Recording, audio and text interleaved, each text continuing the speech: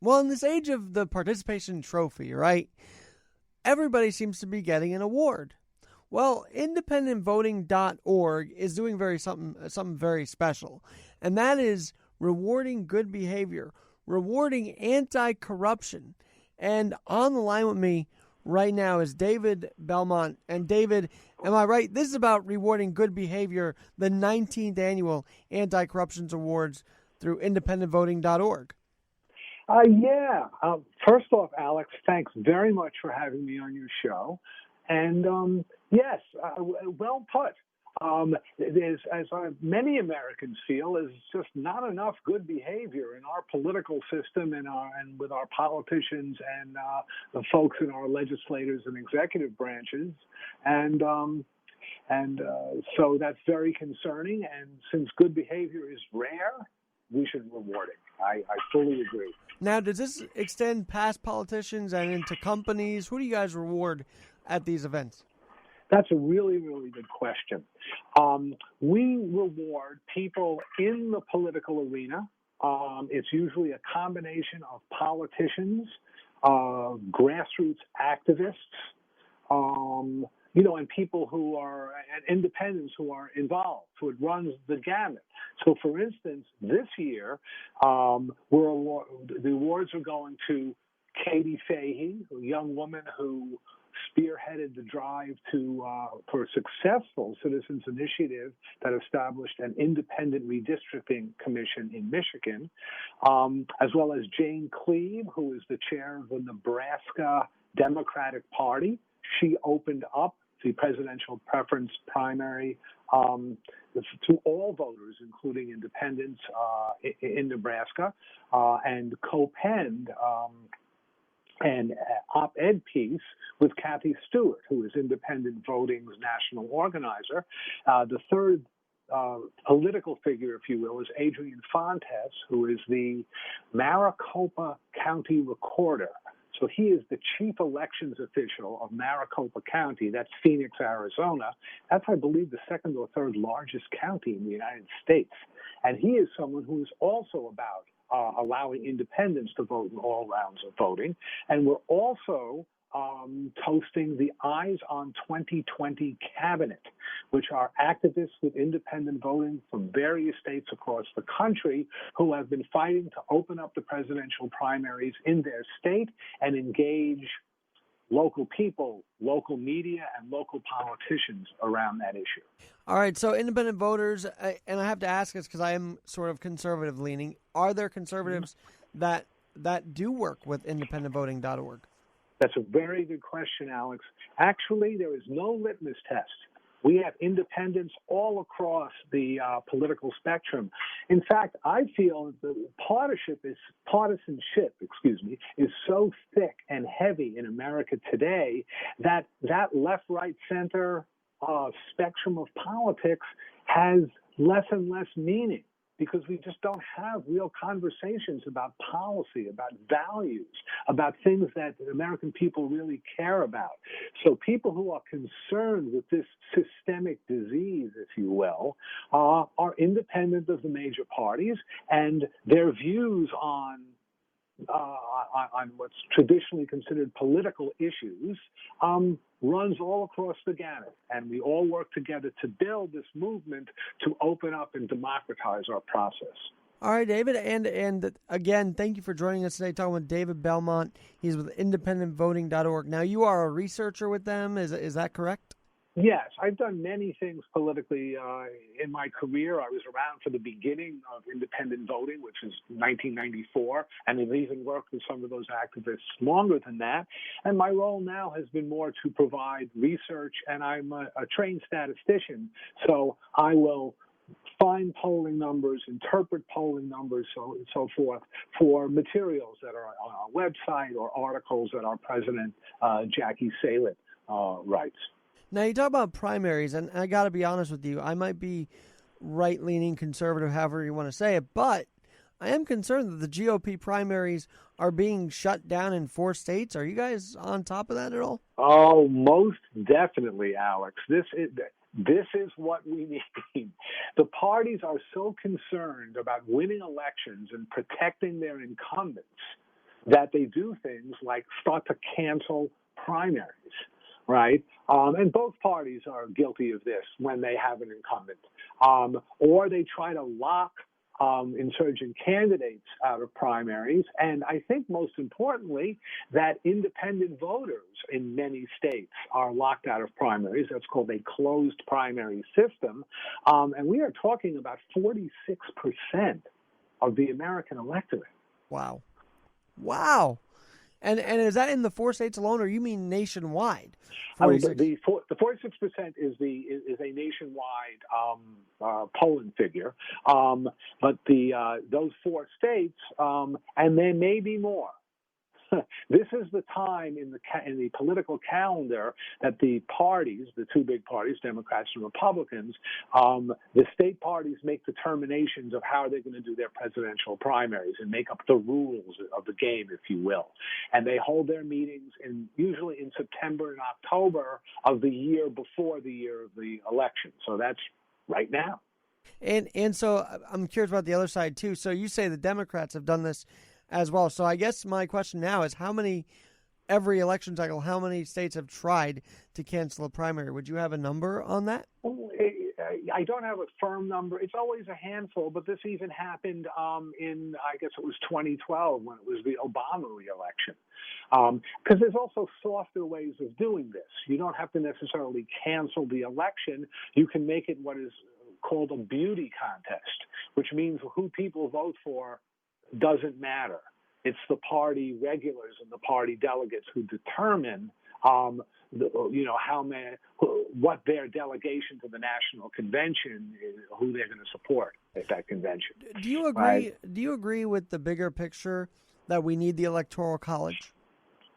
I personally, well, it's funny, Alex. I'm of 2 minds about that, right?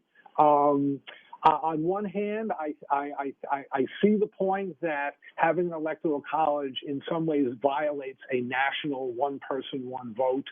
It tends to it violates that, and it also tends to have this mania around the so-called battleground states, where a voter, say in 2016 in Michigan, had much more political power than a voter in, say, New York or California, where it was a far-gone conclusion that the Democrats were going to take that state, if you know what I mean. Sure. On the other hand, the Constitution, our founding fathers, they did that for a reason. So I think it's a vibrant debate. What I would like to see is the American people to truly weigh in on this issue. And how can we do that, do you think? Well, I favor, for instance, national initiative and referendum. Wow, that would be a big deal. Many states have that. That would be a big deal. But I am a passionate supporter of popular or people's democracy, right? So I think that the American people should weigh in on everything from the rules of the game to what kind of healthcare system we want. And that's another debate too. Healthcare is a raging debate, and I don't think the Democrats are getting it completely right on the debate stage. So that it's just a mess overall. Yes. You know what it makes me think of, Alex? Because we could. I think ordinary people like you and I could have a discussion about, what's the level of the debate. Our president, Jackie Salit, she has a regular column with the Independent Voter Network, IVN News. You can Google that, and she has an op-ed where she speaks about this upcoming anti-corruption awards in the context of the current American political culture.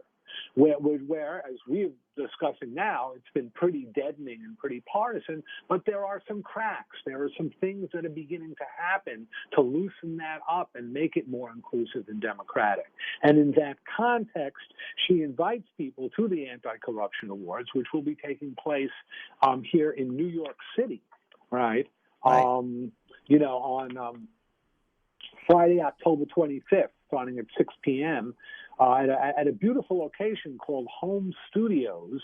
That's at 873 Broadway in Manhattan. That's between 18th and 19th Streets in Suite 301. And I would like to invite everyone listening, you and all your listeners, to come to this event and see the mix of people in the room who are concerned with our political process. Independents, the awardees who I mentioned earlier in our conversation. It's quite an event. It's catered, and it's both a lot of fun and a very different kind of political event. And remind us how we can register for this big event, this big award ceremony on October 25th. Yes.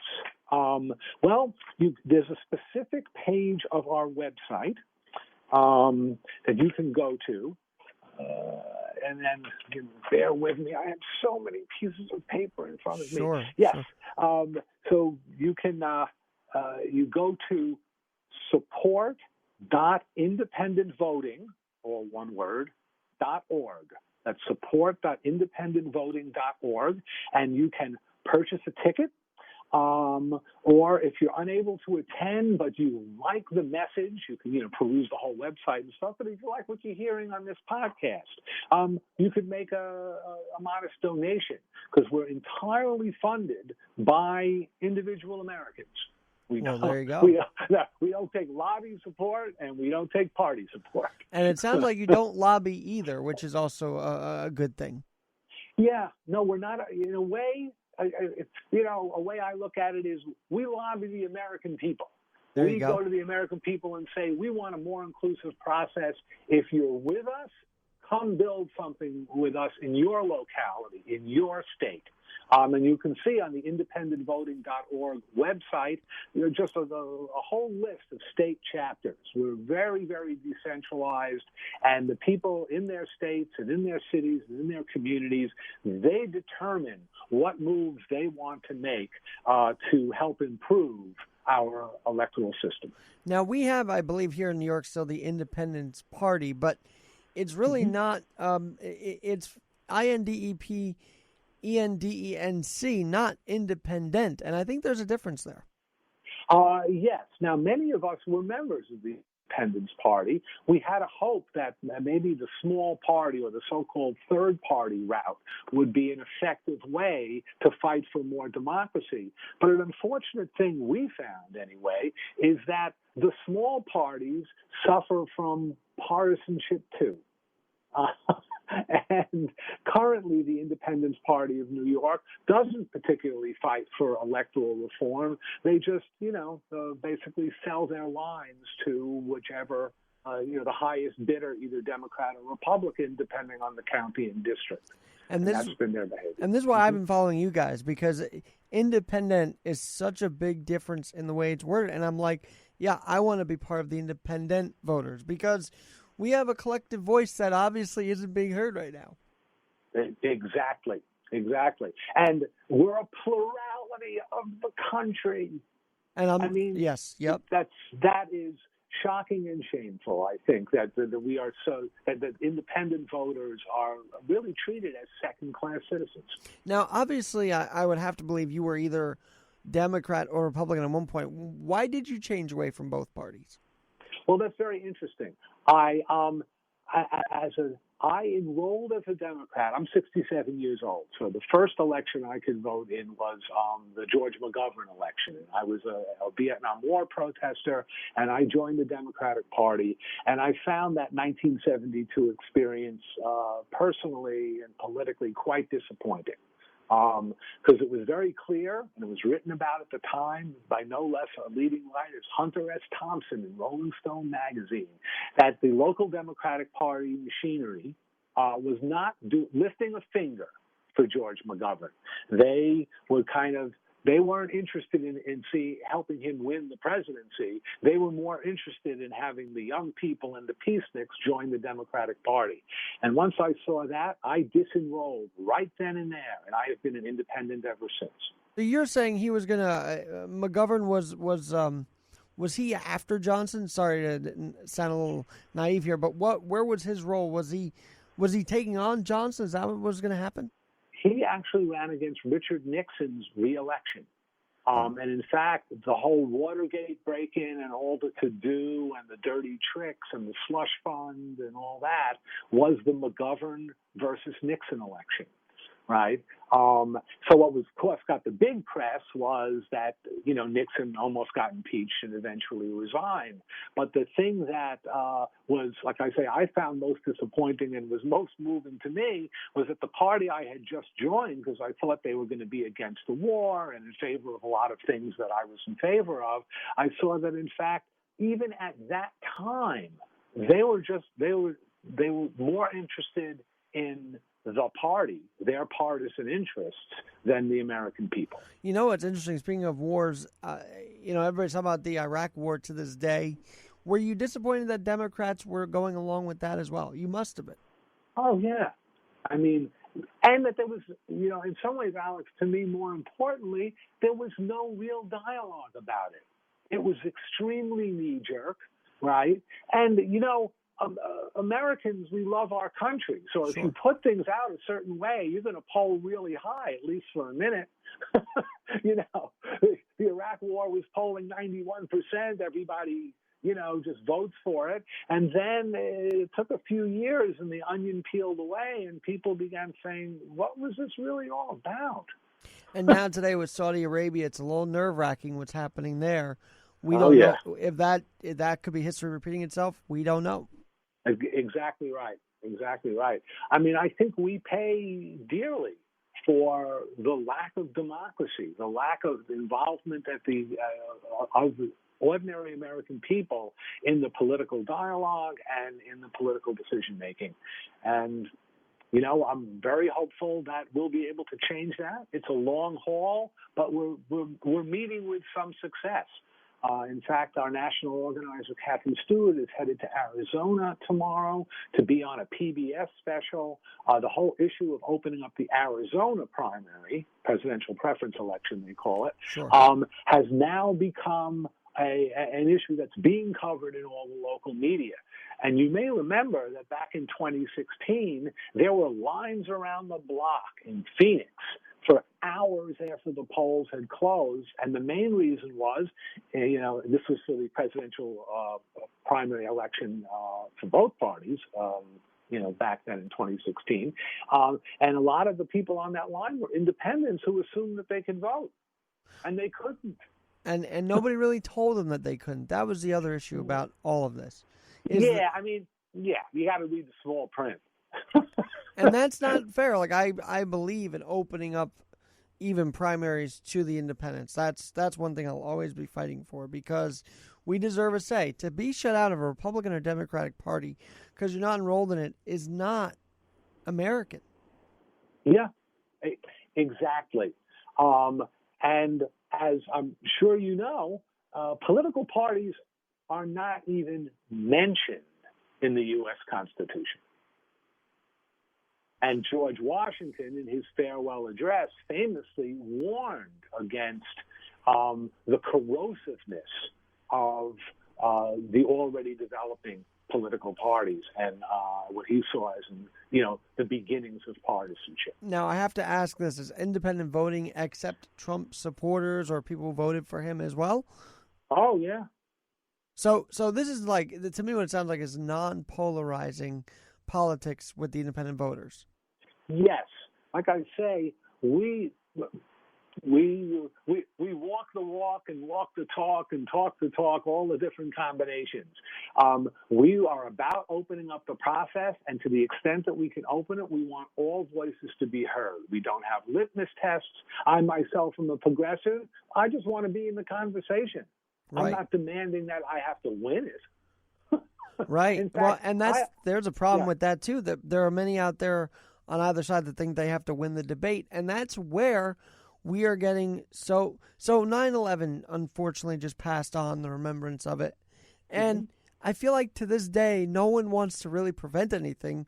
We just debate how we think we should prevent it instead of really dealing with solutions to prevent terror, to prevent certain many horrors.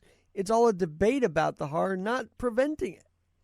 Exactly. Well, and Alex, I think, that the debate and the classic is these televised debates now with the Democratic presidential candidates.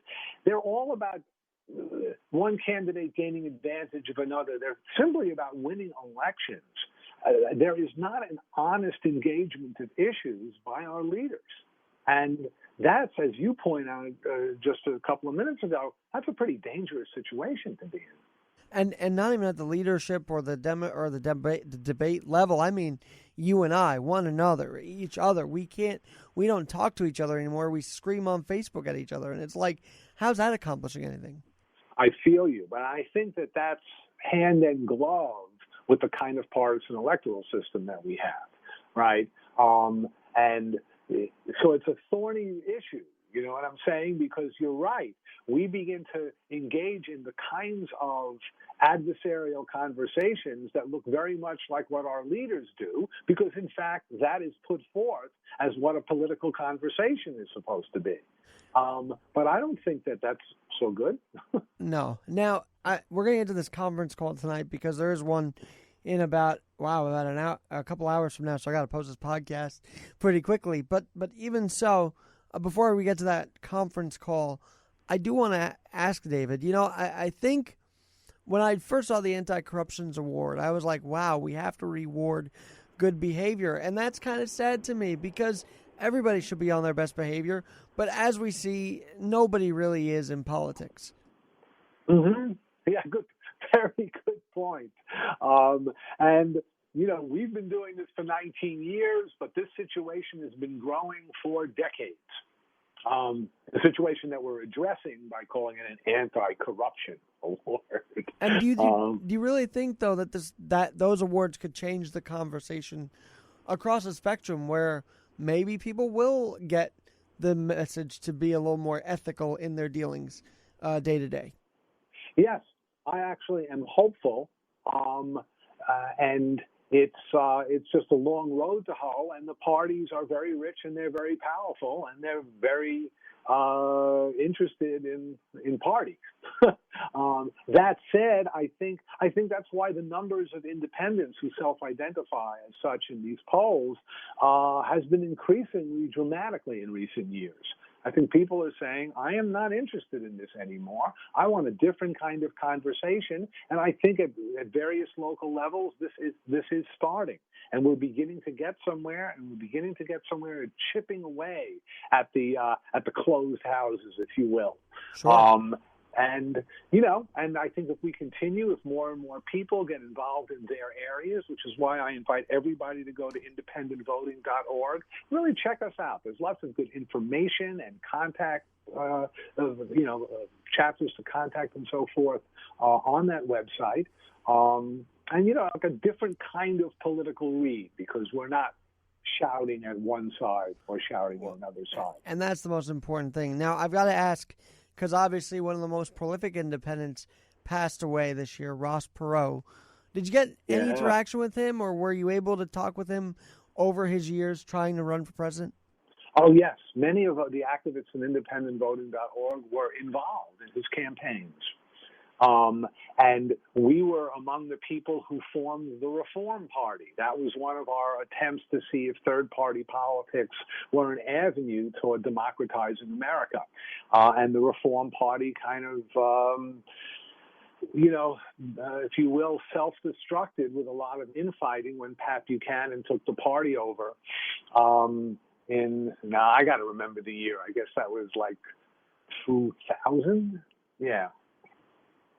Oh, and I happen to be part of the newer New York State Reform Party just up until last year, and then that whole thing changed up a bit.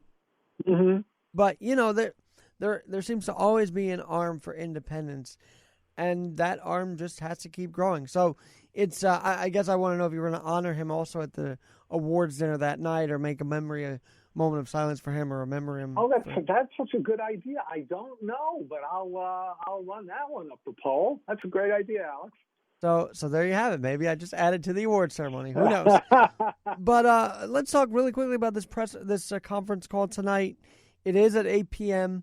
You can call in pretty much from anywhere, 605-313-5156. As the battle for the White House heats up, independents ask, what can we do about the mess we're in? David, you're going to be on that call, I'm guessing? Yes.